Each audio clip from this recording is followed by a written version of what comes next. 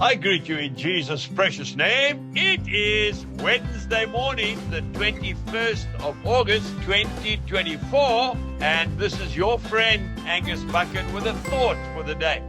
We go to the book of James, chapter 5, verse 16. The effective, fervent prayer of a righteous man avails much. You know, today the Lord has just impressed upon me, He doesn't answer prayer. No, He answers the prayer of faith.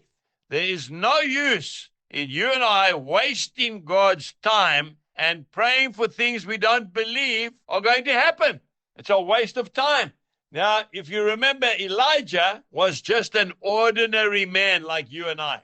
And yet he prayed and there was no rain for 3 years and 6 months. And then he prayed again. And it rained, and the ground produced its fruit. God answers the prayer of faith. If we go to 2 Kings chapter 2, verses 21 and 22, we see that the people came to Elisha, and they said that the water in this town, by the way, that town is Jericho.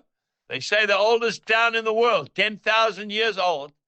And there is a source of water, a big spring that comes out of the ground, and the water was bad. It was causing a lot of sickness.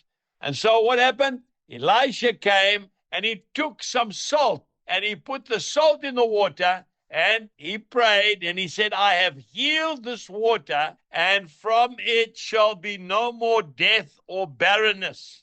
Verse 22 says, so the water remains healed to this day, according to the word which Elisha spoke.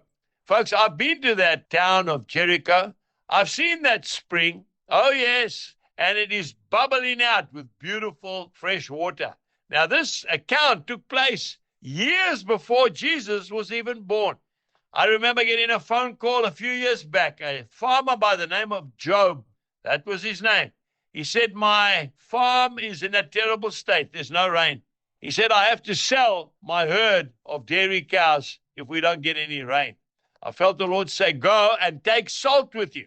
And I took a bag of salt, maybe 5 kilos. I went to the farm. We flew up there, right up into the rural areas, right up in the northwest of our beloved South Africa. I said, where is your borehole, where the water comes from? He took me to a big windmill. I said, I'm going to pour this salt into the borehole. I did that. We prayed, we left, and we got some photographs a few weeks later that there was literally a flood on his farm. Folks, the road was washed away. He wasn't complaining. Today, pray the prayer of faith, and God will answer you. Jesus bless you and goodbye.